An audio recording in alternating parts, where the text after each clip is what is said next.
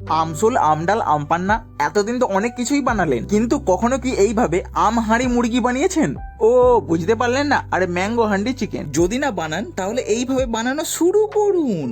ঠিকঠাক বানাতে গেলে কিন্তু মাটির হাঁড়ি মাস্ট। তাই প্রথমেই বাজার থেকে মাটির হাঁড়ি কিনে এনে তাতে সর্ষের তেল গরম করে নিয়ে একে একে গোটা গরম মশলা, জিরে, মৌরি, শুকনো লঙ্কা, তেজপাতা ফোড়ন দিয়ে ভালো করে নাড়তে থাকুন। ব্যাস, ওইগুলো থেকে সুন্দর একটা সেন্ট উঠতে আরম্ভ করলে কুচনো পেঁয়াজে সামান্য একটু চিনি দিয়ে একটু লাল করে ভাজতে থাকুন। পেঁয়াজিটা মোটামুটি লাল করে ভাজা হয়ে গেলে এবার ওতে কেটে রাখা ক্যাপসিকাম ও আধা বাটা আদা রসুন দিয়ে ভালো করে আবারও ভেজে নিন। আদা রসুনের কাঁচা গন্ধটি কেটে গেলে এবার ওতে কেটে রাখা টমেটো দিয়ে দিন। সামান্য একটু নুন দিয়ে টমেটোটি নরম হয়ে গেলে এবার এতে 8টা থেকে 9টা ক্যারি পাতা দিয়ে ভালো করে আবারও মশলাটি কষতে থাকুন। এই পর্যায়ে এসে একটা মিডিয়াম সাইজের কাঁচা আমের সরু করে কেটে রাখা টুকরোগুলি দিয়ে আবারও ভালো করে মিশিয়ে নিন। মশলাটি ভালো করে কষে গেলে এবার ওতে চিকেনের টুকরোগুলি তুলে দিয়ে আবারও ভালো করে মিশিয়ে নিয়ে একে একে ধনে গুঁড়ো, জিরে গুঁড়ো, চিকেন মশলা, লঙ্কা গুঁড়ো, হলুদ গুঁড়ো দিয়ে ভালো করে মিশিয়ে নিন। ভালো করে মেশানো হয়ে গেলে এবার এতে একে একে একটা মিডিয়াম সাইজের 4 ফালি করে রাখা পেঁয়াজ, একটা ছোট রসুন, ধনেপাতা কুচি, আগে যেহেতু লঙ্কা গুঁড়ো দিয়েছেন সেই অনুযায়ী কাঁচা লঙ্কা ও মাংসটি সেদ্ধ হওয়ার জন্য পরিমাণ মতো জল দিয়ে ভালো করে মিশিয়ে নিয়ে 10 থেকে 15 মিনিটের জন্য লো টু মিডিয়াম ফ্লেমে ঢাকা দিয়ে রেখে 10 থেকে 15 মিনিট পর মাংসটি ভালো করে সেদ্ধ হয়ে গেলে